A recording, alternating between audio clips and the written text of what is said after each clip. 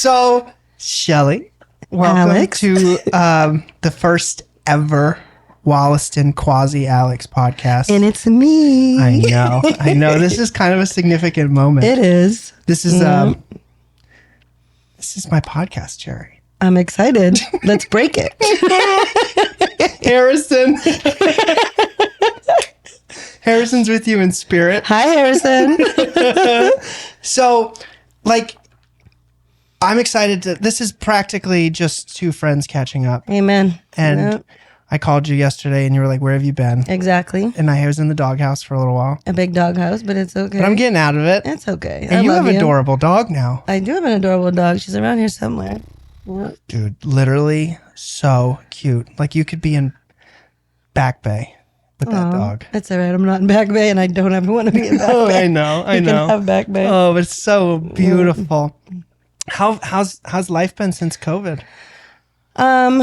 Life is good. COVID was tough for a lot of us, especially us in the real estate world, because you had to figure out how to survive. Yeah. And I survived Yeah. by the grace of God. Yeah. We met a little before COVID. We did a few years before COVID. Yeah. We've known each other for a while. Chelsea, Massachusetts. Chelsea, Massachusetts. I fell in love at the open house. You did. Yeah, I remember that clear as day. Yeah. I called you. I'm like, I'm going to write an offer. We're going to do this deal. I remember. And we did. And we did it. Yeah. Remember when we bought it from a master electrician? Yes, I remember that. There's nothing master electrician-y about it, but No, yeah. we might be able to find part of that video on YouTube. We're coming back with the videos. That's part of this whole setup. Okay. Because when we were doing lots of videos, I noticed that capital raising and everything was going very well with the content, and then COVID sucked. COVID was the worst. COVID was bad for anybody and everybody. There was not one positive thing about COVID. Well, except for everybody knows how to use a QR code now. That's actually true. They do know how to use a QR code. And our producer Caleb was saying, "Why don't people use QR codes for their menus?" And people now learned how to everybody play does. the system and work from home. Unlike me, what I do for a living has nothing to do with being at home. Yeah, we were. What did you do in the very beginning of COVID during lockdown? Well, Derek. Let's talk about Derek real quick. So, Big D. I have a son named Derek, as you know. You all don't know, but you do know. My son is the world to me, and he's also autistic and nonverbal. So COVID and autism was a completely different beast for everybody else. Yeah. Because typical people like me and you knew what was going on, and we were still losing our minds. Right. Now you throw autism into the remix, and these kids literally don't understand the word no. He didn't understand why he couldn't go to school or why we couldn't go outside. And, we're big travelers, and why we couldn't leave, and him being nonverbal, he couldn't communicate. Right. And Derek was literally the best reference is like a Coca-Cola bottle. And it was just being shook and being shook and being shook. And then one day that top blew off and it was terrible. And, Derek never had a behavior in his life. Thank God I'm blessed, that he didn't. And, but COVID brought out behaviors that is not fun. And Derek's 220 pounds, Yeah. and That's why I call him Big D. yeah, he's a big boy. He's solid as a rock. And, he's always been my gentle teddy bear, and he never, like I said, nothing. And but once he learned that he could get mad, not mad at me, but that he actually had a way to vent out anger that he never knew he could get out of his body. It was Terrifying. I can do this. Yeah, terrifying. And he never hurt anybody. He never, but he learned to be boom, and he could be oh, I'm getting a reaction out of her. Ooh. Yeah. Ooh. And I finally had to be we're not doing this. Yeah. And it's so much more complicated than that. But now, how many years are we out of COVID? 3 or 4. Yeah. Now he's finally starting to be calmer again, and it was one of the biggest challenges I ever had to do, and I'm still going to do it, till death do us part. We're riding this out together, but man, I was actually down my house in Cape Cod. I was trying to, what can we do? Like we were in the house for 30 days at least. And I was like, I can't do this no more. Like I remember going grocery shopping. Like I looked like I was in a hazmat suit because I didn't know what this green boogeyman, whatever it was in the sky floating. And I didn't know, but we were terrified. Everybody terrified, you know, and you didn't even want to even go outside of your own house. And I thought that was crazy, but whatever. Now you can look back at it and be like, we literally survived like this crap. I know. But anyways, to go back to where I was. So thank God I do have a house in Cape Cod that I could drive to. My family, we have a home down there. And I was like, okay, I can go there, you know? So I remember driving down there and I was even losing my mind so much that I ripped apart both of my bathrooms, ripped out the wall between the kitchen and the living room. You know what I mean? Like, did stuff that I know how to do. You know what I mean? Painted the whole damn house, ripped every picture off the wall. My mother wanted to kill me, but it looks really nice now. But anyways, in Derek, like I remember the day clear as day. I went outside. It was like April. It was April-ish, and it was still cold. You know, the wind was blowing, and he loves being outside. And I remember all I did was go outside and say, "Hey, Derek, can you put this hat on?" And he threw his iPad on the ground. He never did that. I was like, oh my God. I'm like, no, baby, you can't do that. That's because he communicates on his iPad. It talks for him. Okay. You know, he has to push the button and will say, you know, I want a milkshake or I want to go outside or whatever. A million things is programmed in there. And he threw it on the ground and it smashed. And I was like, oh my God, how am I going to get an iPad? Like a replacement iPad in this particular season. And then previous to the outbreak of Derek getting mad, when he ever did get mad, the worst thing he would ever do is kind of walk up to you and give you a bear hug, like, yeah, all right, I'm better now. Like that was how he knew to get his aggravation out. But that day, he did that to me after I asked him to put the hat on and he broke the iPad. And I remember I turned around and walked away and something in my conscience was like, Michele, turn around. And thank God I did, because Derek came at me and he like bear hugged me, but he did it so much. He picked me up and we both like body slammed on the ground on the cement. Oh man. Right. And he wasn't like, he had no intention. I mean, autism is autism. He had no intentions of like, oh, I'm going to try to hurt my mom. That wasn't his intention. But he was just so mad that he was just like, he did the bear hug, but we kind of both went down at the same time. And I remember literally he just grabbed my face going, no, no, no, no. No, no, no, no. Because he was just his way trying to be like, oh my God, mommy, I didn't mean that. I'm so sorry, you know. But it's once he got that mad, it took him hours. Like I think I got him in the house at like 11:30 p.m. He just sat outside, right outside on the stoop. You know, I was trying to get him to come in, and he just needed his own way to like decompress. You know, and I've learned a lot from that. You know what I mean? And he's doing great. I mean, he's phenomenal. He's phenomenal regardless. You know what I mean? But like that right there was like, damn you, COVID. You know what I mean? Like, and then I thought about all these autistic kids and all these people with disabilities just not understanding. You know, but then after that, I was like, you know what? Screw you, green boogeyman flying in the sky. I'm out of here. If God wants to take me, God's going to take me. Other than that, I booked a flight to Vegas. Flights was like $25 each because Derek needed to move. Like I needed to move him. Like he needed to do something. And I rented an Airbnb. Was stupid cheap. It had an in-ground pool in the backyard and we just stayed there for like 10 days and he was so happy. And then I flew home and I was like, he started showing me pictures of it. I said, you want to go back? All right. So I called the Airbnb guy back. He's like, oh, it's not available. I was like, oh. But the hotels were open. Weird, right? Yeah. So here I am at the MGM Signatures. We go to the MGM pool. I'll show you video. You would have never thought COVID was alive at the MGM pool. Really? We were in that lazy river floating around. Everybody was doing shots and drinks and Derek's in his tube, like living life. We're just floating around and we were there for days. I was like, this COVID's not here in Las Vegas at the MGM. Some of those states were alive and well. Yes, alive and well. You know what I mean? And we were fine. Nobody had on masks, none of that crap. And like before that, like after the Cape incident, I was like, I'm not doing this anymore. I'm moving and shaking. And like I said, if God wants me, he'll take us. And by the way, we've never had that funky vaccine and we've never had COVID. Just want to say that. But anyways, ever since then, yeah. I had a much We just binge watched all the Resident Evils. Oh, I binge watched too. I watched Homeland. Have you ever seen Homeland? No. Oh my gosh, Homeland is on Showtime. I never even had Showtime, but I ordered Showtime because it was 11 seasons. It's all about the CIA and this girl named Carrie. Showtime. Do we have Showtime? No, not directly. Maybe like every now that we have it inside of WREI. Huh. But That's Caleb in the faint Hey, sound of Caleb. an angel in the background. Our producer, third member. Yeah, I would watch Homeland. Homeland's really good. It's like all about the CIA and that type of stuff. And one of my Is there corruption? oh yeah, it's everything. Okay. Lots of everything. Yeah. I think 2020. I think this year's gonna be a wave of.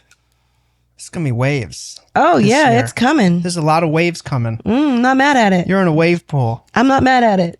Got your floaties? Got you. I'm floating. I got my floaties. We're good. Yeah. You beautiful home. This is my second home base now.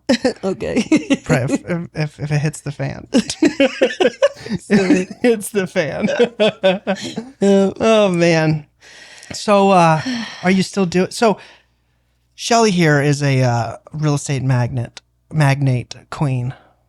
You're awesome. Thank you. You're a wheeler and a dealer, and you do flips and apartments and holds. I and do it all. home sales, and No. you got hustles, and you're just Muscles awesome. and everything. I have to. I've got Derek. Yeah. So I had to figure out life at an early age. Like, what can I do? First of all, my daddy used to always say to me from a little kid, my daughter will sell your socks with your sneakers on. You won't even know they're gone. So I always remembered that. I was like, I do hustle pretty good. So I kind of always use that reference with me. Like, Sell your I'm a hustler. socks? I'm going to hustle your socks off your feet with your sneakers on. You won't even know they're gone. Okay. Right. So I kind of always ran with that like thought in my brain, you know. And my mom used to say, my daughter's a sales, so good at sales. She can sell anything, which is true. Yeah. So I tried to figure out what I wanted to do. And I was always interested in real estate. I thought it was kind of cool. And then I finally got into it. And I don't know, I think I got my real estate license in 2007-ish, something like that. Yeah. And I took off like a rocket ship. We did Cottage Street in Chelsea We together, did do Cottage Street in Chelsea together. which really turned out into a beautiful It was set of it was condos. really nice. Yeah, Which- they did come out nice. Banging value if you think about it too. True. Chelsea's like, what's the agent that called it the Brooklyn of Boston? I don't know. It was not me though. Really handsome Latino guy. Credit to you if you see this. I don't know. I Yeah, would it love was to like the help, Brooklyn but of Boston. You have that beautiful. the view is amazing. You could be on the roof and see all of downtown Boston. 100%. On the third floor, you could see downtown Boston. and it's like it was the only. It's in the only- fall. Yeah, only place that you can buy a condo with 2 bathrooms, 3 bedrooms for under $500,000. Right. Imagine what we would have sold them for now. Oh my gosh, I know, crazy. dude! Have you seen Brockton, I know. Massachusetts? That's South Shore of Boston. I remember when we first got started, I had to convince this lady to buy a 9-bedroom, 3-family with off-street parking in a good neighborhood. I had to convince her to buy it for $300,000. And last year, something in not as nice of a neighborhood sold for like $800,000. I remember people who bought in like Lynn for like $100,000, $90,000. You know these people. But anyways, they turned around and sold these things for, you know, during COVID, right after COVID, when the real estate market was going crazy. 800,000, 900,000. Wild. Can you imagine? Wild. I can imagine. Yep. I shoot myself for not. I wanted to buy it. I should have bought in Lawrence, Massachusetts. Yeah. Sometime, if the right deal comes up, I still would. I love Lawrence. You guys are sleeping on Lawrence, by the way. Just want to throw that out there. It's been a moving market for a long time. Mm-hmm. Anything in Massachusetts, there's not enough housing. There isn't. Like anywhere you go. See the new rule that just came out with ADUs? Yes. I like that. Yes. That's additional dwelling units. So you can put that's like state now. Anybody can have Anybody one, right? can have, but they're doing it because they say we have such a shortage for housing. Yeah, this is their So you this is their like solution. you have to say if it's a single family and you have a detached garage. You as a homeowner have to live in the single family. You can't live in the ADU. Okay. But then you can rent it out. And at first they were doing it, and I thought it had to be for just disabled person, Right. or an elderly family member like your mother or your grandmother. You could do it for that. But I was told the other day that it's switched, and they sent it to me. I have it. I'll send it to you. That anybody can do it. Now you can just rent out the apartments. Do you have to like jump through any like zoning or setback hoops that you know of? Not anymore. You can either put it in your primary residence, like say finish your basement. Right. And it has to have its own entrance. It has to have parking. Like you have to have enough space that someone can park. Okay. Or you can do it on an attached garage or a detached garage. Huh. So there might be a detached garage over there that might get an ADU eventually. I was going to ask you if you were 100%. Yeah. Well, I always wanted to do it for Derek. Yeah. Like just for the future. So like he had his own space. Like he could always come in here. But Right. So that's why I want to do it. But I mean, why would I not do it? Yeah. So Cool. you can make a cute little 2-bedroom out there. Well. Or one really big 1-bedroom. And it can't be over 900 square feet. Oh, really? Mm-hmm. 900 square feet's a lot. I know. I think that's what it's 900 square feet. No. 900 square feet laid out well is quite sufficient. Mm-hmm. Yep, it's right here. ADU. I'll send it to you. Okay. Yep. Yeah. I just took my, I was just in my continuing ed class for real estate. Aren't those fun? Yeah. I did it with my man Charlie, shout out on Braintree. I think it's a good thing to have, though. I think all realtors should do that because people get too complacent. I also, after these last 2 years, we're going to continue to grow our company, and we're going to do outside capital, and we've done this now through a private equity structure. Mm-hmm. So like before we used to just take people on as debt, which is fine, but you need the flexibility and structure of equity, especially if you want to like, it seems like that's what most people really want now anyway. They want to be like, they want to own. They want to own to invest. So we're still going to do that, but also this is going to be the year of like extra hustles ourselves. Everybody on the team's making money individually. Amen. Yeah.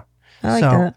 I'm going to do, I really love residential real estate. So I'm going to do more of like the homeowner stuff.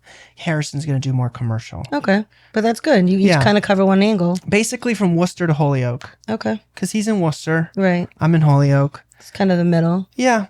Totally. Somewhere in the middle, yeah. I do miss living out on the east side. Oh, well, I got this side. I know you do. I know. I can't wait. Seriously, I got this side. We can talk. We can talk. We can That's build a fine. team. We can do it together. I'm already on your team. We're I always know. going to be teams. I know. But we'll just put your name on the wall. Right. I'll let you. Guys, The Michelle Mack. I'm better behaved now, but Shelly knows me. Oh, Lord. Yes, I do. I was such a firecracker. It's all right. Oh, God. But that's what you. makes you. Yeah. It makes you who you are. Yeah. We've got along like two peas in a pod. Literally, like brother and sister. Yeah. Since the beginning. All those El Potro dates. Oh my gosh, I told you they're building an El Potro close to here. I know. I'm so excited. I told them if they would come to Holyoke, Springfield, they'd crush it. Yeah. But they They would crush it. They don't want to come out. It's probably a little too far. Yeah. I think maybe like an hour somewhere circumference is good for them from Chelsea. Yeah, it's also like it's a commitment to go past Worcester. By the way, shout out to El Potro. If you guys haven't ate there, it's a Mexican restaurant. It's right next to Chelsea Market Basket, and it's so good. Yes. They're spicy margaritas. Yes. Yeah. Yes. You want to know something crazy? What? I don't drink anymore. That's okay. I hardly drink. But you and I, we loved those. We spicy did. margaritas. We definitely did. But yeah, I'm over kind of drinking. I really haven't drinking. I like socially drink here and there, but I don't really like, there's no liquor in my house. Like, I don't, it's all good. We had fun when we did. We did have fun. Yeah. We did. Well, I was going to say, it takes like enough beers for me to like Literally. feel it. But we always Yeah, felt but it. now We we always probably did. Now we probably take like a shot or two and be like totally asleep on the couch. 100%. Yeah. Yeah, it's not that exciting. Yeah, El Potro is awesome. But their food's amazing too. Yeah. Bistec a la mexicana. You loved that thing. You got do. the same thing. It's all the time. It's the only thing I ever and I ate. got whatever that trio was. It had like the shrimp, the chicken, the steak. That was good. Same thing. Yeah, refried beans. I'm easy Rice. that way. Yeah. You know what you like and you just rinse and repeat. All right. Couldn't go wrong. So what are you doing now? Like, what's Today or in general? you can give me both. Well, today going forward, I have a big project coming, but I'm not going to fully announce it yet till Okay. my doors are opening. All right. But yeah, I'm starting a new business, totally different than real estate, but a passion. Cool. So I was going to ask if it's a passion. 100%. Yeah. So yeah, it's something my mom wanted to do for like 25 years now, and we're just making it come to fruition. Cool. Yeah.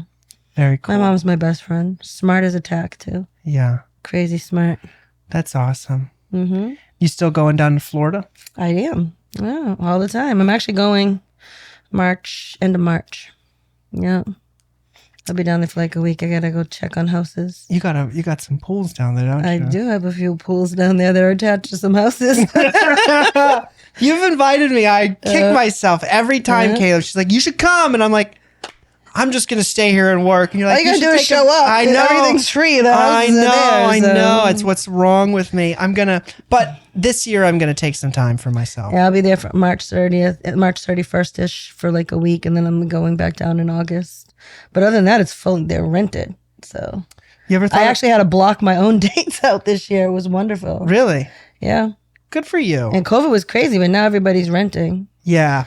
Honestly, COVID made home ownership harder. Oh my God. Like, It was survival of the fittest, literally. yeah. And a lot of your high performers it was hard on all of us. On everybody. It's brutal. Yeah, I agree with you. We had so much momentum going in 2021. Same.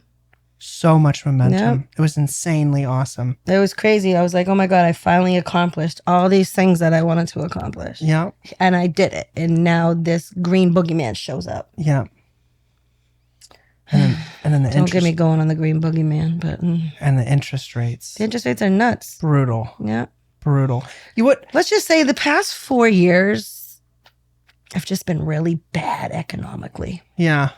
And now they're starting to get better. I think, it definitely, the confidence is coming back. Yes. The confidence is coming back. I mean, I can even see it like I said, in Florida rentals. Like people were so afraid to like spend money. Why would you go on a vacation when like you're literally praying you can pay your mortgage? Right. You know how many people had to do that? Like your typical average person that isn't a super hustler or whatever, and they're working a hard job and whatever, but still like, how could they afford that food? Like, look at food. Back in the day, like, let's just go back 5 years. You would go to the grocery store with $100 and your carriage would be like blowing out the top full. And now you go to the grocery store with $100. You're lucky if you have 2 grocery bags. Yeah. That's really expensive. terrible. It's brutal. Yeah. It's brutal. And now it's slowly starting to come back. I want to start growing my own food. I'm about to do the same thing. I decided this year I'm going to rip out part of the backyard and my neighbors are going to do it with me. We're going to build like a big garden out back. Sick. Yeah. Amazing. Hey. What are you going to grow? I want some cucumbers, I want some tomatoes, Yeah. some peppers, like whatever. I want to grow whatever. Like fast stuff. Like I think if you try to go like a watermelon or something, doesn't that take a really long time? Yeah, but you should have water. You have a great yard. I have a phenomenal yard. You should crush some watermelon. Yeah. I mean, we're going to just plant whatever. And I think herbs and stuff are really important too. That's the most expensive stuff at the store. Yeah. I've literally like changed my whole pattern of thinking of food. And especially with Derek, like I've like tried to detox him of stuff. And yeah, I mean, I'm about to go on that journey with him, like just more natural. And he'll basically eat what you give him because I control the food because I make the food. Right. Like I try not to go out to eat hardly at all anymore. I don't like, I used to like order his school lunches out and I'd be like, why am I spending $20 a day for them to deliver a bowl of soup? You know what I mean? Or now I literally on Sundays or yesterday, because it was a holiday, like I make all his meals. Do you make food prep days? Yeah, I usually do it on Sundays and Wednesdays. So on Sunday I'll make Monday, Tuesday, Wednesday's meal. And then Wednesday night I'll make Thursday, Friday's meal. And he always gets a fruit and a vegetable. This is Duchess. She is so adorable. Say hello. Came to visit? Oh, I'm like, truthfully, a little jelly. Just a smidge. So sweet. Let me tell you, this dog has brought me so much joy. I So bet. she's Derek's legal service dog. She came from Alabama. She's a Southern girl. Oh, she's got an accent. She got an accent. All right. Yeah, she's from Alabama. Hi there, Duchess. How you? And she's so calm and so chill and so smart. And it's funny because before I got her, I was like, because I grew up with dogs. I love dogs. I'm just going to throw that out there. I love dogs, right? And I've always had a dog my whole life. And I hadn't had a dog for a few years. And I kind of had wanted one. And my mom has 2 of these. She has 2 doodles. And I would just always love hanging out with them every day. And I wanted to get Derek a dog because I think dogs are important. Totally. Especially when you have like autism, you know. I mean, it'll lower your blood sugar or blood Yeah. pressure. But I remember going to get her. I was like, okay, my life is over. Like, I now have a full-time responsibility because Right now. Now you do. you know, I have a full-time responsibility. And because I mean, Derek will love her, but he's not going to like feed her and take her out and Sure. stuff like that. Man, when I tell you this is my best buddy, I love having her. Totally. Every time I leave to go to the store, I'm like, you want to come? She doesn't even need to go with me. I'm like, you want to come? She just looks at you with that face, you know, and it's just like, all right, come on. She travels all over the world with us because she is a legal service dog, like not one of those emotional support pets that you hire off the computer to get Yeah. the little piece of paper. No, she's the real deal. She has papers. That's awesome. You real deal? Yeah. We have Frank, the thug pug. I remember Frank. And he looks at you, but his eyes go a little different directions. Oh, leave Frank alone. It's he's so funny. And now that it's cold, he wears a sweater with a hood on. That's good. She wears a Oh sweater. I my don't let her go gosh. outside without a coat on, especially right now. This weather's nuts. Brutal. It's freezing. It's like an ice skating rink outside. I'm a little embarrassed. I mean, it is what it is, but it took me 2 days to get my car out of the driveway. Oh yeah, this story's funny. It was just like every year I'm like, I'll get one of those snow blower things. I think you should get one. I love my snowblower. Yeah, you know, I think this was I was humbled this year by my driveway that I'll do it, but But the best time to buy them is in the spring. They go on sale. totally. Yeah. But then I never do. I know, babe. I know. Alex, stop procrastinating. But why do it now when I can do it later? No, that I would get one. yeah. I just, you know, I just didn't beat that storm to shovel, and then it rained. No, but you had to literally get it up because it came overnight. So we had like up here we had like 13 inches. Wow. And, yeah. We and, didn't get that much. And then at like 8 a.m, it started raining on top of it. I was like, oh no. I got out there so fast and started getting it up. And thank God I did it when I did it. Because it's literally an iceberg outside. Yeah. No. It took us a couple hours. Good. Thank you, Caleb, by the way. Let the record reflect. Thank you for. Caleb did it in his Crocs. Yeah, he did the second stint of the race, of the shovel race.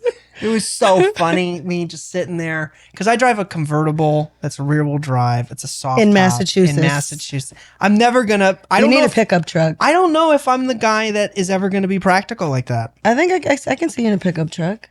Well, I've been thinking about one more and I think more. once you got it, you'd love it. And you know what you could pick up with your pickup truck? What's that? Your snowblower. Yeah. Yeah. Well, I've been thinking about I need something with 4 doors anyway, Yeah. so I can like tote people around. I saw a really good deal on a pickup truck yesterday. I'll share it with you later. All right. It wasn't that expensive. You want But, to go out? You Know know, what you want to do? one of my first mentors, because I got started in student painters. I remember. Yeah. You telling me So, this. you know, I was a college student and we were knocking on doors to sell paint jobs.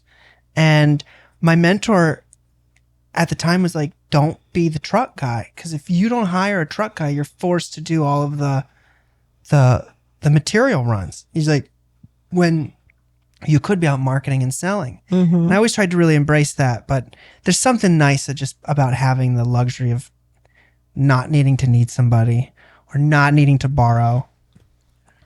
And, you know, but if I do get a truck, you know, then we also become the movers. We help all our friends move. You can always say no. Yeah. Is it a pizza party? It's hard to say no, but I've learned to say no. Yeah. It's more important what you say no to Correct. than what you say yes to. I agree with that. Yeah. Because I have a heart of gold. I'll help anybody, but it's amazing when you need the help how many people Right. rush to do it. Right. Oh yeah, I can come over next week. Next week. Yep. Yeah, Totally. it's okay. Oh, Holyoke Housing Authority. We'll call you back. All right. By the way, Section 8 rents are getting like wild. They're getting very expensive. Now you can get over $1,800 for a 3-bedroom in Hampden County, Holyoke. Like Wow, wasn't it like $1,200, Yeah, I was about to $1,100 say really, really low. 4 years ago? See, but that's the trick. Like if you can buy a home on an investment and be patient enough to like fix it up, put tenants in it, and sit in like the less fortunate areas, that comes around. Like when I was just talking about Lawrence, you know what I mean? Like if I bought a house in Lawrence 5-6 years ago, I would have paid like $200, $250 for a 3-family, 4-family, and they're monster houses. They're huge, like the houses in Dorchester, like those really big, beautiful, luxurious houses.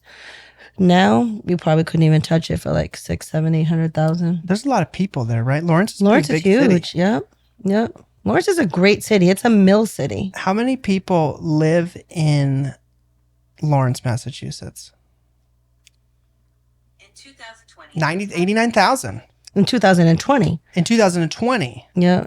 Now you're 5. That's 5 years ago. Yeah. Yeah. It's definitely more now. Oh, there's a lot. It's definitely more now. Yeah. It's funny. I love Lawrence because I don't know if you know this, but fun fact, it has the second largest amount of Dominican families that live in Lawrence, Massachusetts. The first one is Brooklyn, New York. Really? Yep. You thinking about moving to the Dominican Republic one day?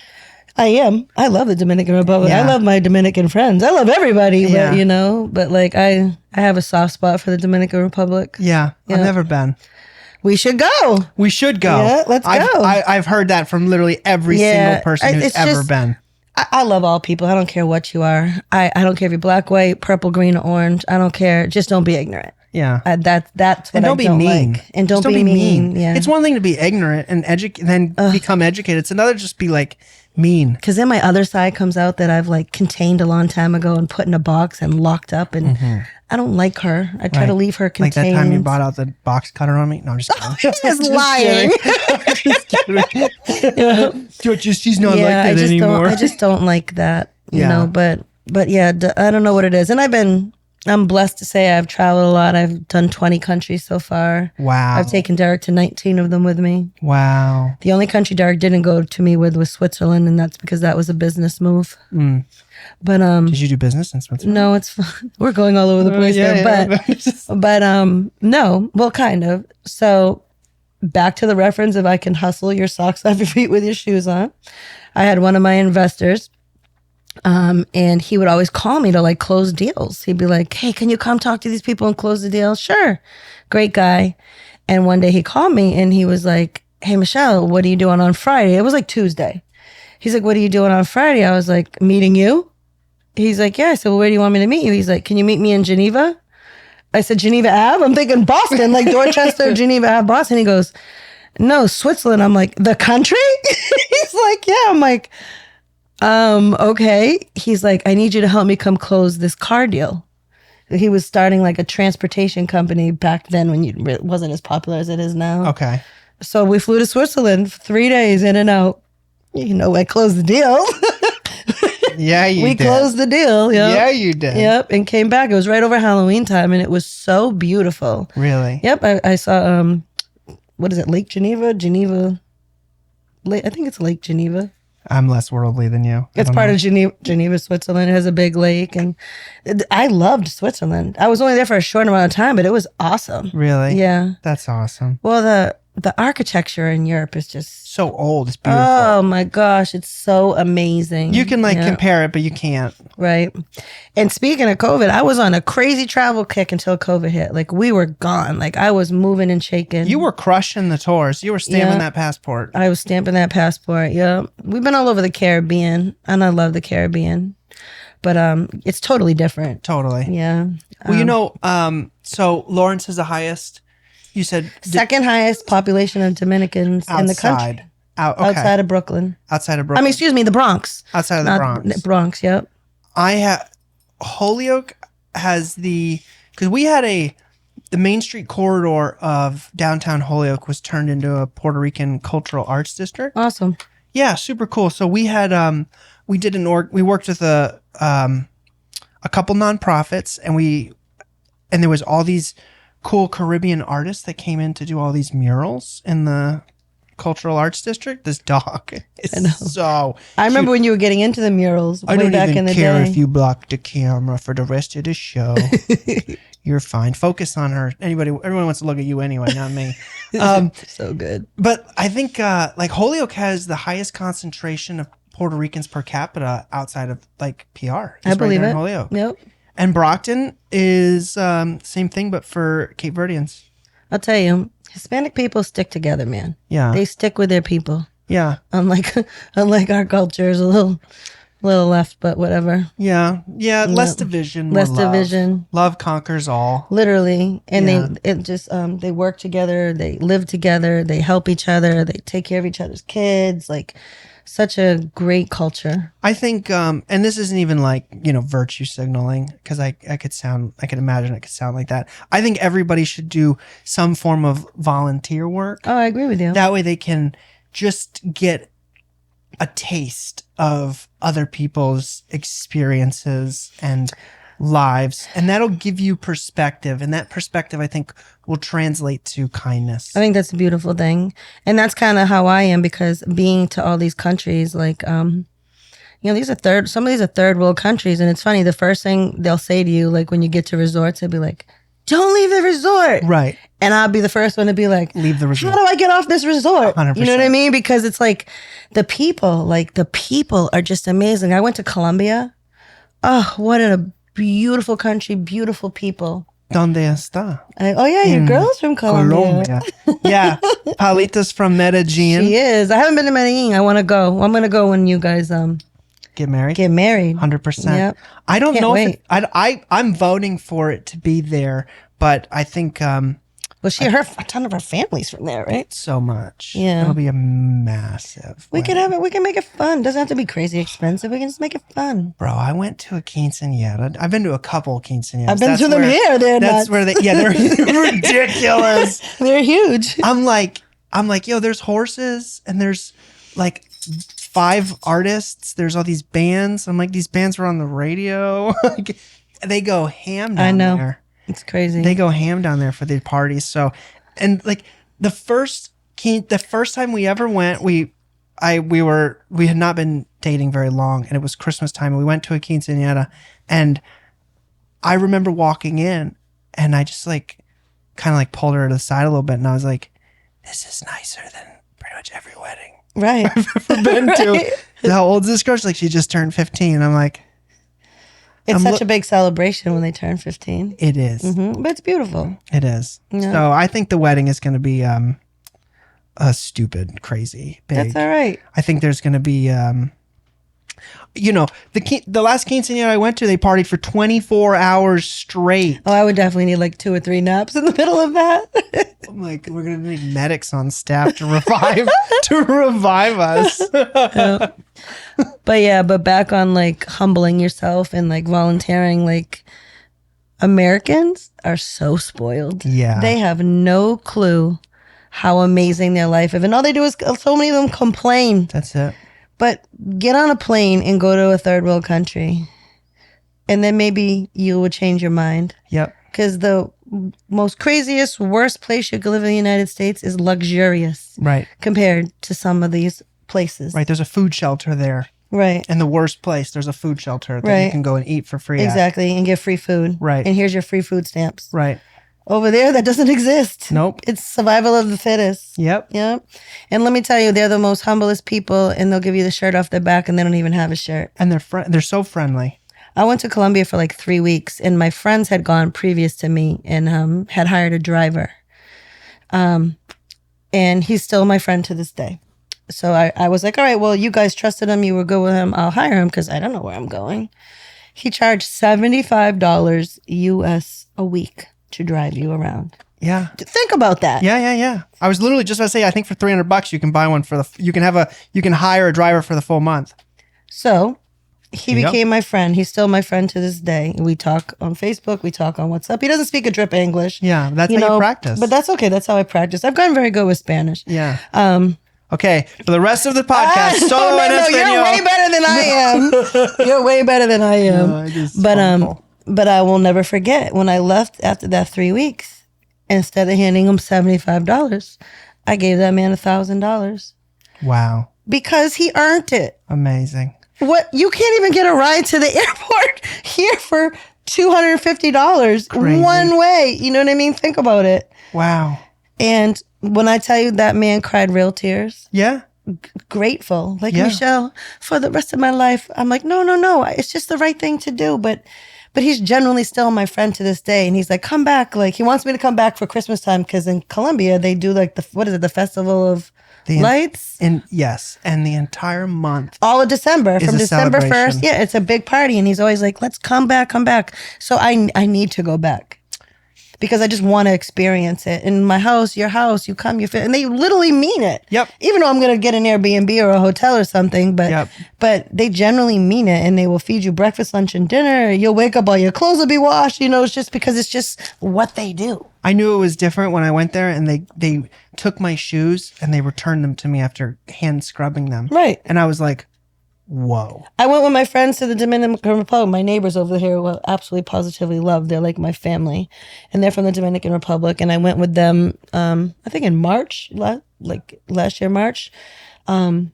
Literally, she washed my sneakers with a scrub brush. They look better than they were brand new. I was like, oh, wow. Thank you so much. Just, yeah, great people. They're from Santiago. It was like so kind. I was like, oh my gosh. I don't, that has never left me, that little act of kindness. Because we take everything for granted. We'll just go buy another pair of sneakers. Right. It's nothing. Right. So that's my thing now. Like, I send all my stuff to DR. Cool. Yep. Like, I give it to my neighbors. Like, I have a lot of Dominicans around me, and I give it to them, and because I know they ship them, they know exactly where it's going. And yeah, what do I need these sneakers for? Or what do I grow out of an outfit? Or you don't want those pants anymore? I ship them because one person's trash is someone else's treasure all day long. Yeah. Yep. That's so cool. It's the right thing to do. Yeah, so so if you're from Medellin, they say Medellin. They don't say Medellin. Right. And one time Harrison was like, "Why are you talking like that?" I'm like, "Listen, it's the accent I'm learning." He's like, "Okay." I can see that. He's like, "Okay," because he spoke Spanish. He speaks a bit of Spanish, and he studied abroad in Spain. So he was leading the charge. That's cool. In the early But their days. Spanish is different than It's very different. Every Spanish dialect's different, especially Dominican Spanish. It's its It is. own lingo. I've kind of got that Spanish down more than any other Spanish. Yes, No. it's definitely crazy how you can like pick up the different dialects and the slang and different insults mean different. Like, Right. Don't insult people. Like Kalo K. Yeah. Puerto Rican be like Kalo K. Yeah, it's awesome. I've been to I've been to Puerto Rico once, but only in college. I want to go back. I went to Puerto Rico once. I was there for 3 days, and I got on a cruise ship from there. Nice. I don't really love cruises though. They're No? cool.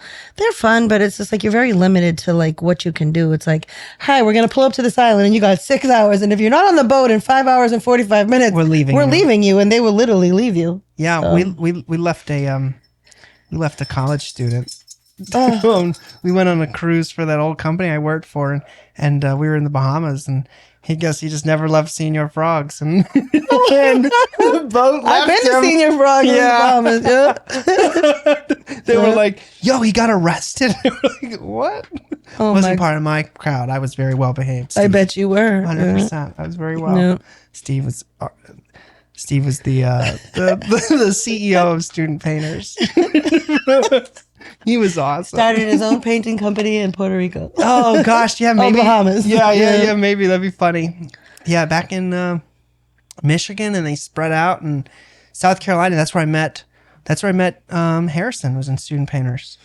I remember this story. Yeah, he was in University of North Carolina, Charlotte, and Caleb was my childhood amigo in South Carolina. We've been friends for 21 years. By now. the way, Caleb's awesome. He's over there. You can't see him. He's behind the camera, but Yeah. he's awesome.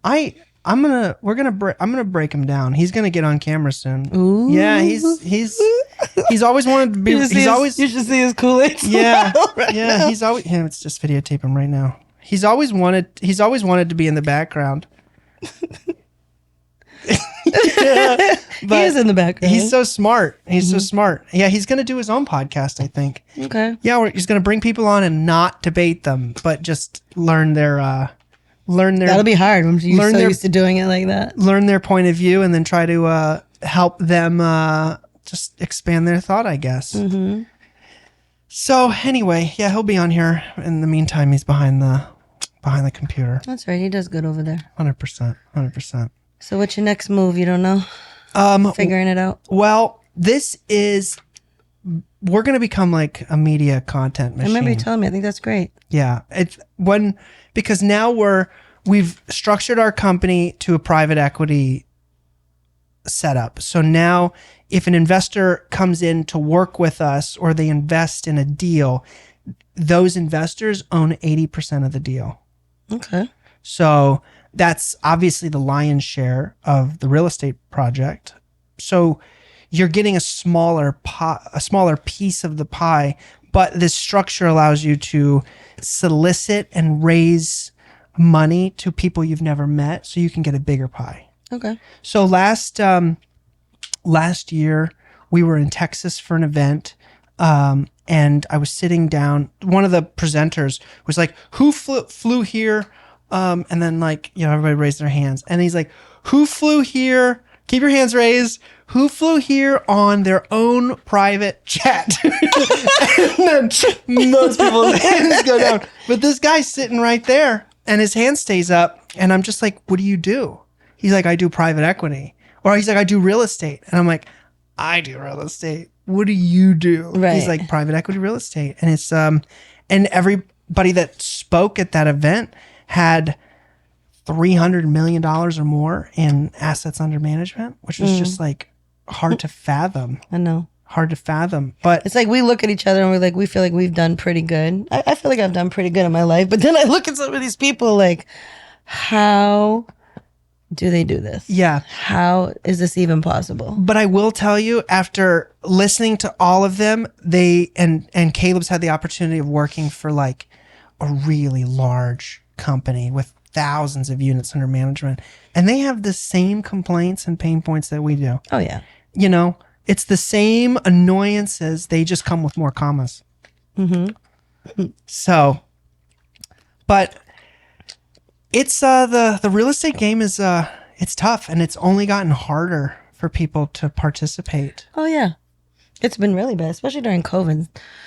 I mean, and I sell real estate all day long, and I'm for it, but I was literally putting deals in for my clients at $100,000 over asking, $125,000 over asking, and getting outbid. How ridiculous! I couldn't believe it. And I would literally, just because I definitely try to put myself in someone else's shoes, and I would literally be like, as much as I would love for you to purchase this house and we get to the end of this deal and that's how I make my money, do you really think that you should buy this house and Right. get into this debt? Because the good in me, even though of course that I'm taking away from my own self by trying to convince him not to buy something, but I was like, do you really think that this is a good idea? Yeah, You know, and some of them, probably like 4 or 5 of my clients would listen to me, you know, and now we're restarting now. hopefully the people that bought crazy at least got in with epic loan interest rates. If you Man. got in with low interest rate, Yeah, but even though they got in with low interest rates, they still have mortgage payments of $4,000 and $5,000 a month. That's not feasible. That's not even reality. no. But what's made it so hard is that now, you know, because of your interest rates going 2.5 times as high as they were, you can buy a lot less house now for the same amount of monthly payment. And now it's like, oh, well, cool. Maybe you could have bought in Southie, but now you have to go buy in another neighborhood that doesn't have the amenities that you wanted. And now it's like, then it comes to this new, like, you have to retrain expectations, and it was for buyers and sellers, and that's hard. That's hard. And now you get into the alternative question. It's like, should I even actually buy this condo because I'm spending over $4,000 to live here in Chelsea, Massachusetts in, a nice normal whatever, or I could spend $3,000 and I could live in a building, like an apartment building with amenities, with a pool, they shovel. Yeah. Like, there's nice buildings have, like some of them have like valet and stuff. And it's like all these cool perks. It's like, or you could do your own grass, cut your own grass. And like, that sucks. I don't know. I'm very interested to see where this real estate market's going. I saw a thing yesterday. My nephew posted it on Facebook, and he doesn't even do real estate. He does crypto. It's a whole other story in itself. But it said 71% of all real estate agents did not sell one house in 2024. Think about that. I did. Yeah, you did. The wheels never stop turning. But I'm not in the 71%. I consider myself in the 29%. I didn't sell as many as I normally would. You're top 1%. No, I'm not. But yes, thank you. I appreciate that. Yes, you are. Look at the stats. You're 1%. I appreciate that. But the fact that 71% of people were not able to sell a home, and like that's how they count on our money. Like people think being a real estate agent is easy. Oh, you guys get this big check. You're out of your mind, right? Like you have to literally, let's talk about a buyer. You got to take your buyer out.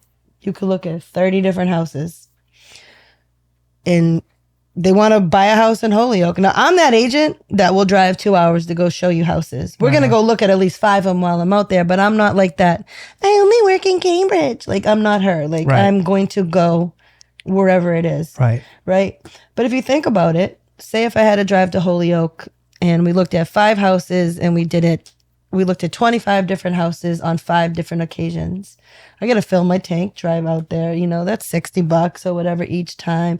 You got to eat while you're out there or whatever. Like you don't get paid until you get a deal. Right. Actually, let me take that back. You don't get paid until you close the deal, which you never know what's going to happen. And usually each deal in Massachusetts takes about at least 2 months to get from offer accepted to the closing table. Right. And literally, anything. Yep.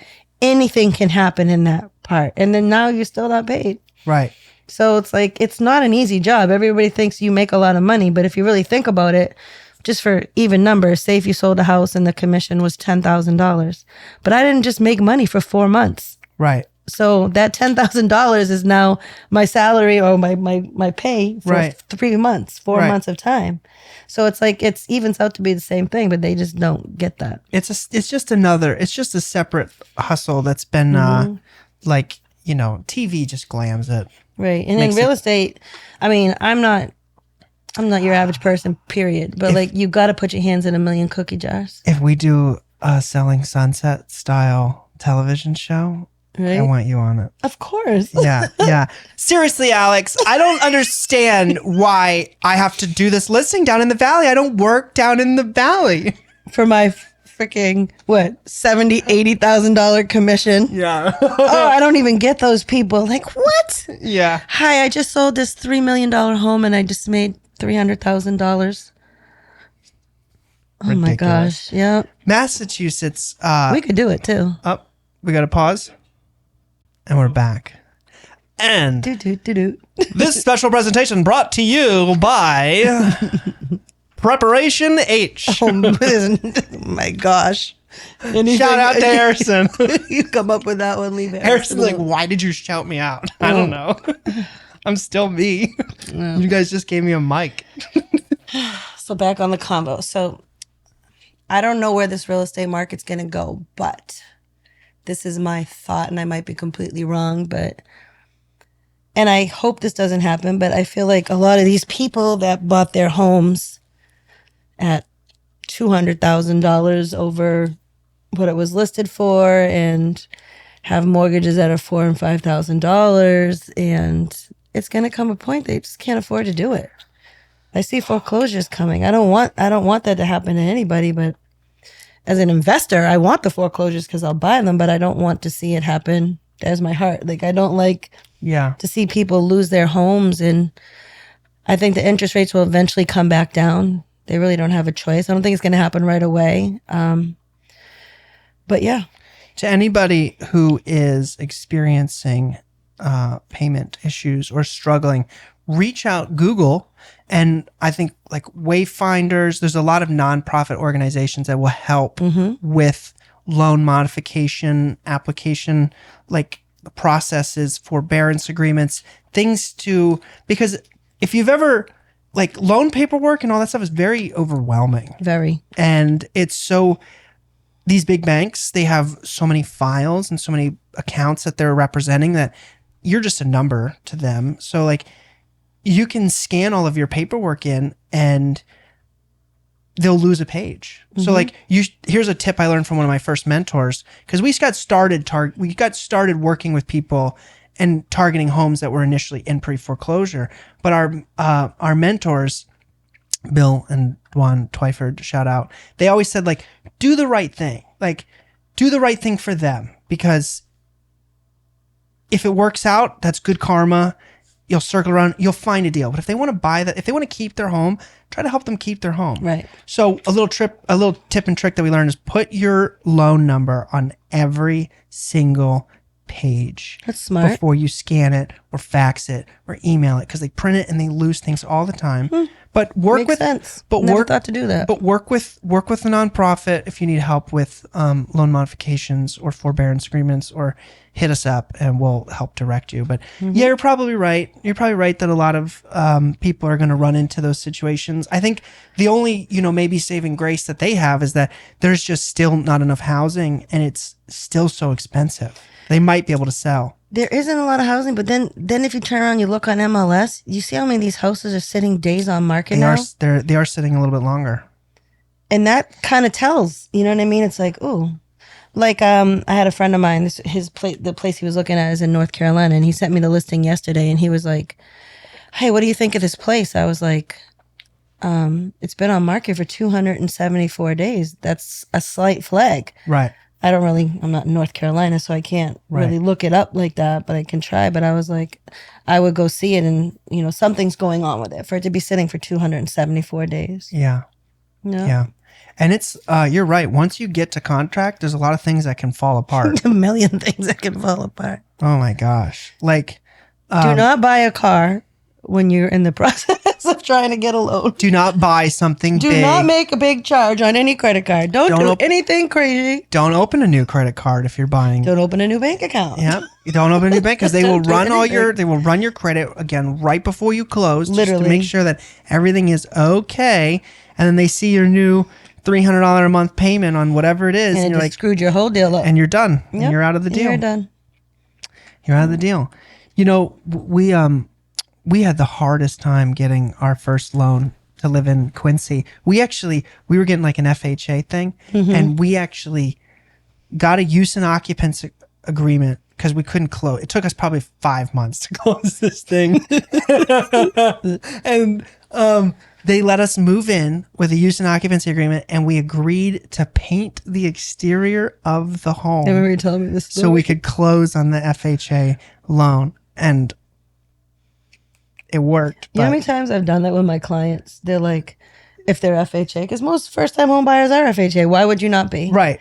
Put as little down as you can. You know how many times I've been to these places with sandpaper and paint just to fix something, just to get it closed, put up a railing. I spent my own money. Like, people don't realize that as realtors. Like, if you really want that deal to close, you're going to work. Like, to be in the top 30% or whatever of realtors, you've got to work. Like, so what's it been like now that the, National Association said this thing with, buyers having to like represent, first of all, I don't even understand how that even happened. Yeah. But I was never been part of National Association of Realtors. I never wanted the R. Yeah. I didn't want to pay $700 for an R. I never was either. I didn't get it. Yeah.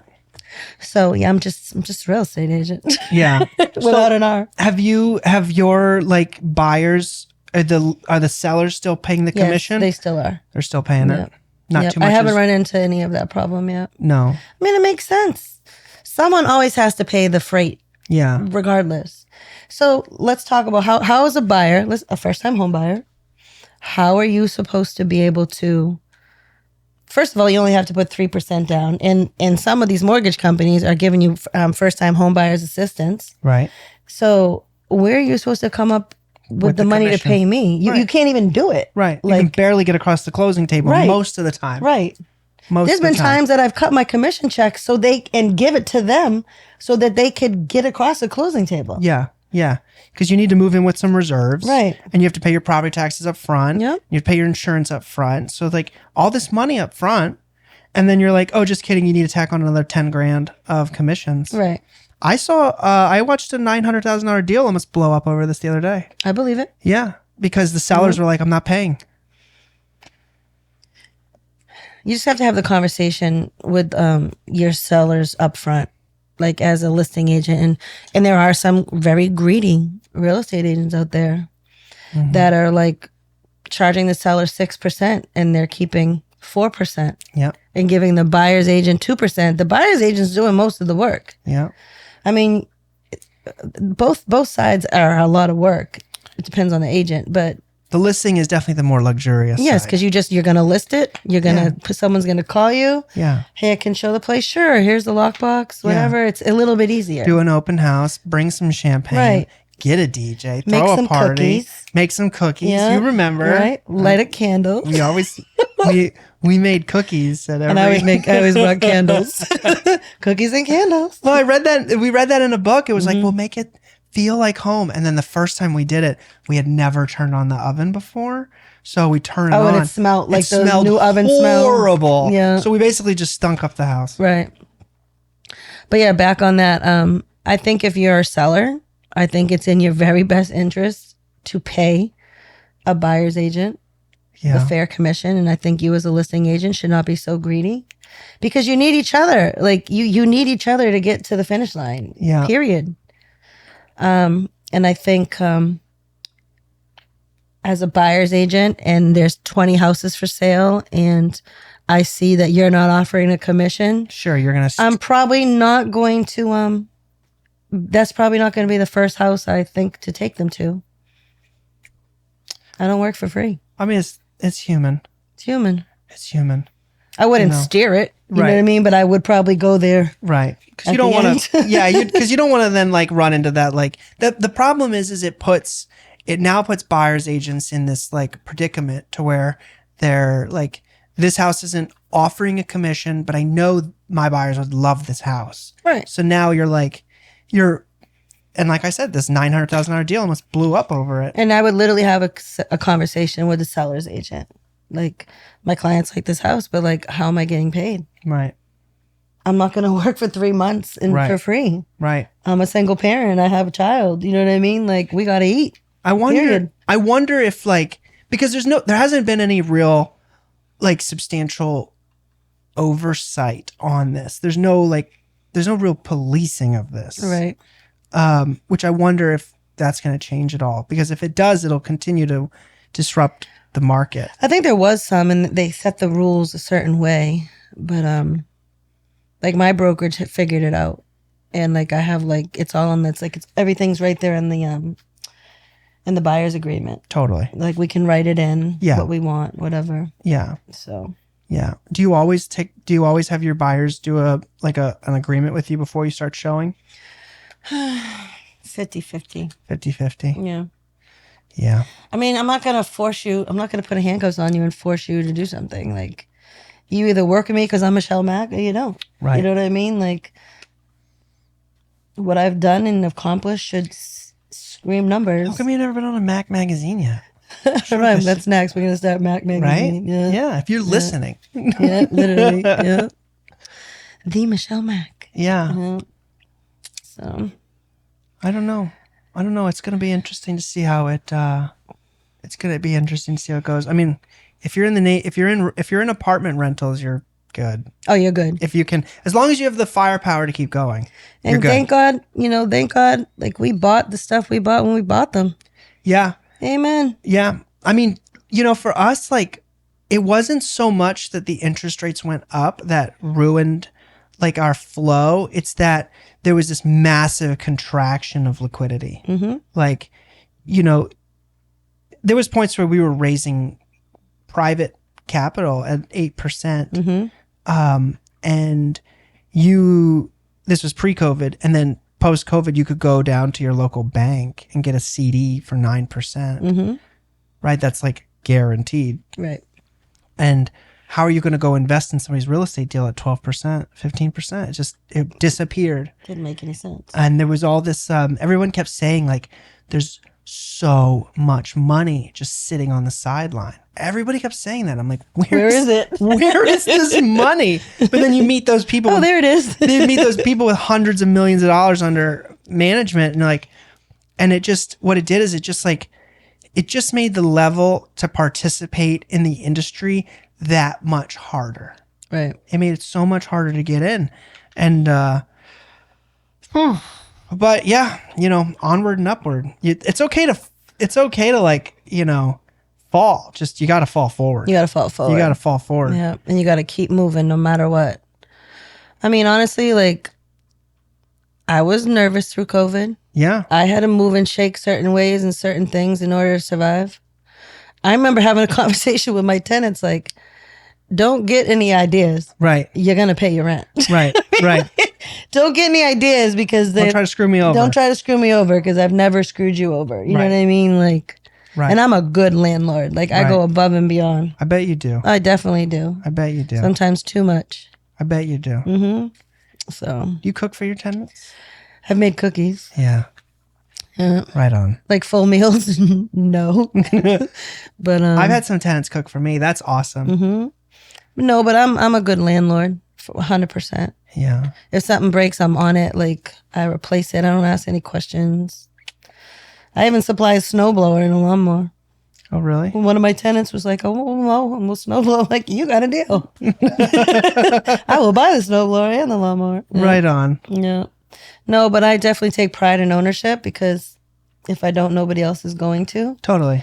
And I juggle a lot. So, and I'm good. Staying afloat. God is good. I'm good. Yeah. No. So, Amen. Amen. It was like one of my mentors said, like, no one will love your baby like you will. It's so true. Right? And you're right. If you won't love it, who will? Yeah. And it's funny because you see some landlords out here that are just like bum landlords. And it's like, why do you even own a house?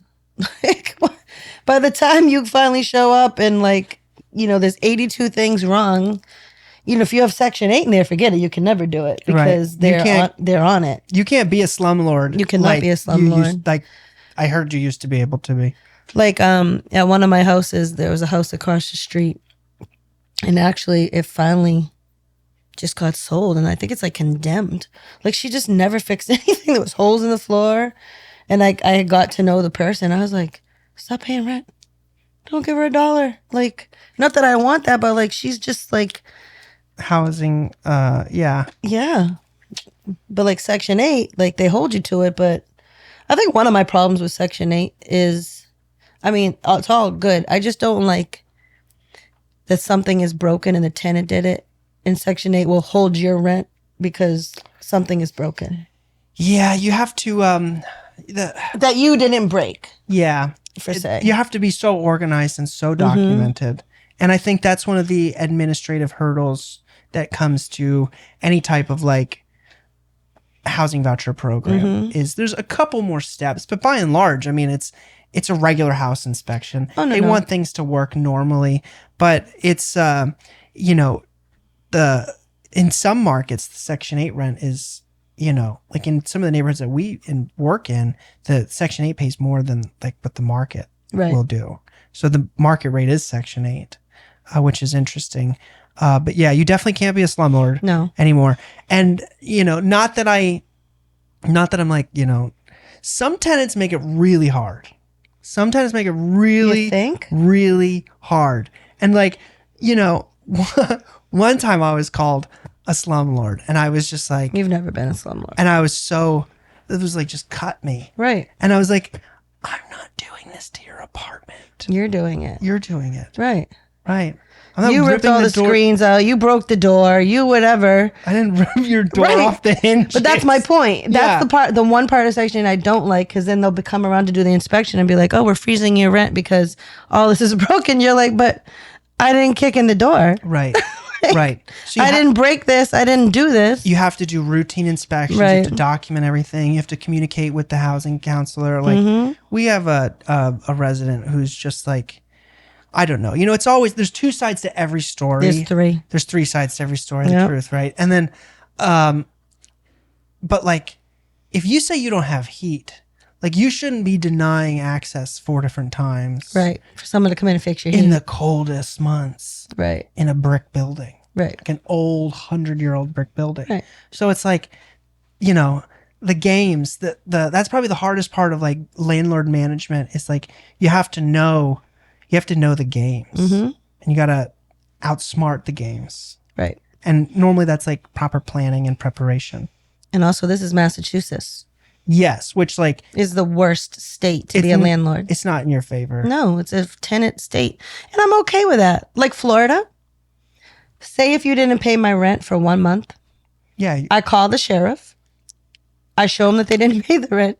They physically show up. That you go to court, they give you the paper, and they're out. The sheriff literally goes to the door and says, "Okay, let's go," and makes you leave. 1 month, 30 days. Yep. After after you get the paper from the court, which is only going to take a week or two. In Massachusetts, 6 to 9 months.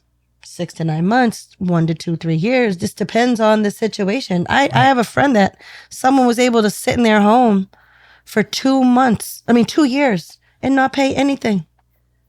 Why? Why would you do that as a human? But whatever. That's a whole different story in itself. Yeah. Yeah. I think. But I still got to pay my mortgage. Yeah. Yeah. The bank doesn't care that my tenant didn't pay me my rent. No. It's and then you have to go to court and you have to be like because the judges cycle through and it's never one day in court. It's multiple days in court and different judges. And the judges are here to judge off of what they have in front of them. They have to be impartial, right? That's their job. So like how you fix that is being incredibly organized. Right. And come in with all the documented. paperwork. You have to come in with everything. Right.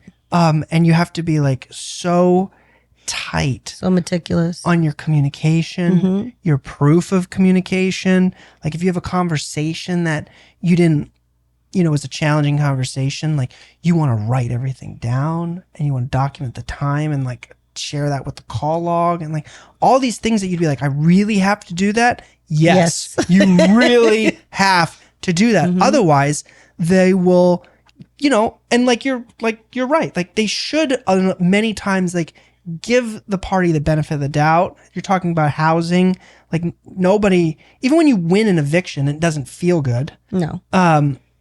Because a lot of times these people are getting evicted because of other circumstances outside of just real estate. And like you can, if you get pulled into that and you're like, oh, I'm battling a mental health thing and now I'm just adding, it sucks. It doesn't feel good. It never feels good. We don't want to buy anything with people in it now. I don't blame you.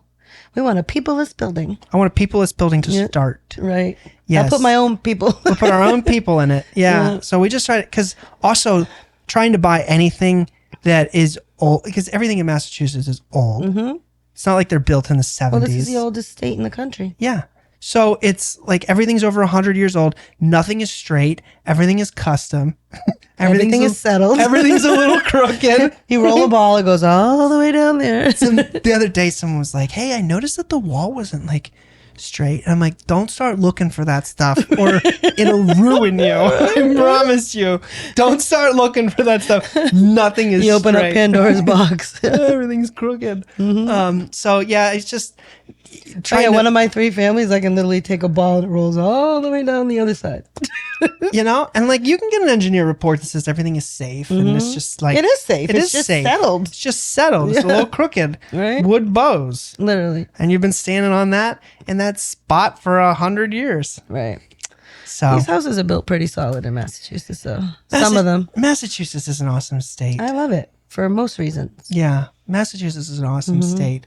It's because we grew up in South Carolina. Right. South Carolina got a little drawl. It's warm. Here you have seasonal depression with winter. There you have seasonal depression with heat. Maybe Okay. but after last winter, I think that's over for me. I think I think after last winter, I'm like, I'll take all the heat. Yeah. I'll sweat. Oh, I could live in Florida all day long. Yeah, I just don't because Derek's school is phenomenal. totally. Like, I'm literally here because of Derek's school and my mother. Other than that, I would probably live in Florida. Would you move to Colombia? I would maybe. I think I am going to own a place in the Dominican Republic shortly. I actually almost did it this summer, and I backed off because I'm about to bust a move up here that we're not announcing yet. Yeah, we will in the next podcast. Cool. But yeah, I chose not to, but it's gonna happen. My son's a fish. I'm a fish. I love water, Totally. and I'm gonna do it for him. Like, he just loves the beach. Like, Derek could literally sit on the beach from sun up to sundown and just watch the water. I don't know what it is with autism and water, but they're just addicted to it. And I am too. I love the water. I love the water. And I love Florida beaches, but you can't afford them. They're so expensive. One of my favorite parts of Florida is Clearwater Beach. And this summer we were down there, and I went and looked at a few houses because I'm always looking at houses. And for 1.1 million, you could have like a 900 square foot house, Right. and you could walk to the beach. But 1.1 million, Right. do you know what 1.1 million would buy in the Dominican Republic? Yeah. Yeah. A whole complex. Yeah. You could buy land and whatever. I took some Spanish lessons and this guy was in Colombia and he's like, Alex, if you can live here and make $3,000 to $4,000 a month You're rich. US, you can live like a king. Right. And I'm like, It's true. yeah, it's weird. It's like, we always have it backwards. Like they live Right. off the land and they get to live in the land and with beautiful views. And these third world countries don't have as much money. And then you're over here with all the money and you're working 70 hours a week. And it's like you traded money for freedom and everyone's just working to get back to their freedom. And in Dominican Republic, when you buy your house or buy your land, that's it. That's it. You own it. Yeah. There's no tax on the land. Yeah. Why are we paying taxes? It's another whole We don't have story. time for this today. We don't have time for that story. My gosh. But yeah, you own it. Yeah. And by the way, if you guys want to buy in the Dominican Republic, I have an amazing realtor friend over there. Okay. I can hook it up. Right on. His name is Gelson. Shout out to Gelson. All right. Yeah. Boom. Perfect. Gelson, please like, comment, subscribe, and share. He's based out of Santo Domingo, but he goes everywhere. That's cool. Yeah, awesome person. But yeah, I'm going to 1,000,000% own a place. Cool. Do you know if Derek didn't have autism, what I would have did? I would have. This was always my thing, but he does have autism, and that's okay. And maybe we can still do it someday. But he loves school so much, he'll get mad at me if he doesn't get to go to school every day. Sure. But I always wanted to buy like a motel, hotel. Okay. Holiday Inn. But not the Holiday Inn. Who you with? Like a 15, 20 room on the beach somewhere, and like took like 2 of the units and built up and had like our own little house hotel. And me and Derek would live in bathing suits for the rest of our life. And I would have bougied it out and made a little boutique motel and rented it out, and everybody come rent I think you can reggae still music do that. blasting. I think you can still do that. I think and I have Jack can. Johnson roll through. Yeah. 100%. I think I want to do it eventually. Yeah. But Dominican Republic, 100%. Sounds like really That'll be nice. like a second home to me in DR. If you buy a house there, can you look for one where like they have kite surfers? Okay. That way, I wanna You want to go. learn how to kite surf? I bought the gear Okay. and I took lessons This here. is not the place to do it. It's hard. It's It's really cold. It's freezing. Yeah.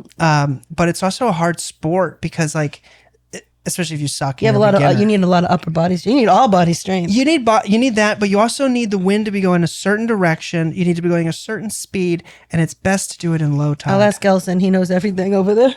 Yep. Because if you do it in high tide and then you get swept, it's like you have to stand and you need the water up to like here. Yeah, I've seen it.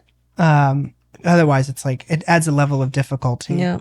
And like in the beginning, you're just trying to get up and getting dragged and swallowing salt water Right. anyway.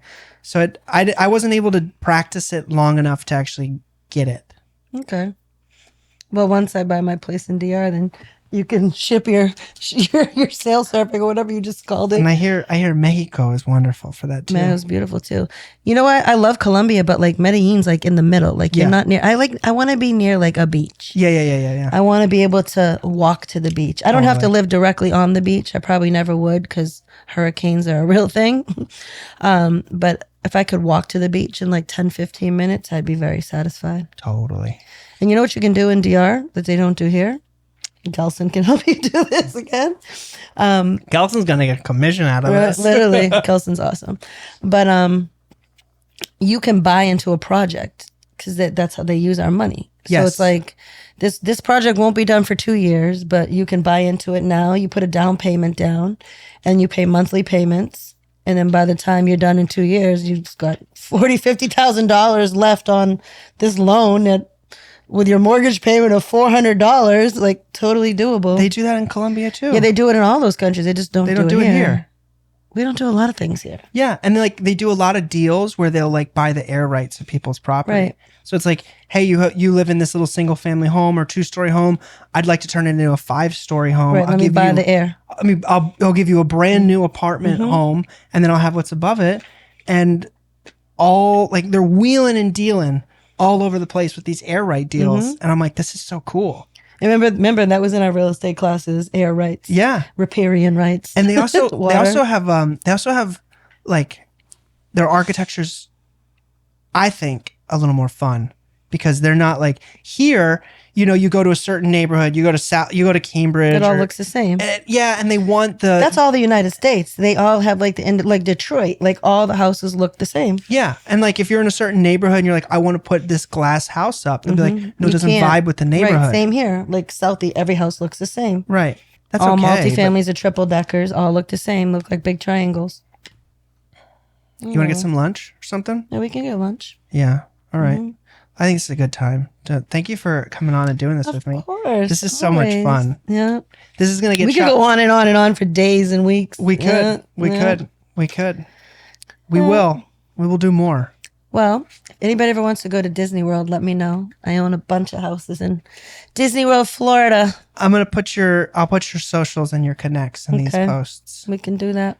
Cool. Yeah. Everybody, peace, love. Thank you for tuning in to the first Blessings. Wollaston Thank you. REI podcast with Alex and your girl, Shelly Mack. That's me. All right. Ciao. Have a beautiful day. Bye.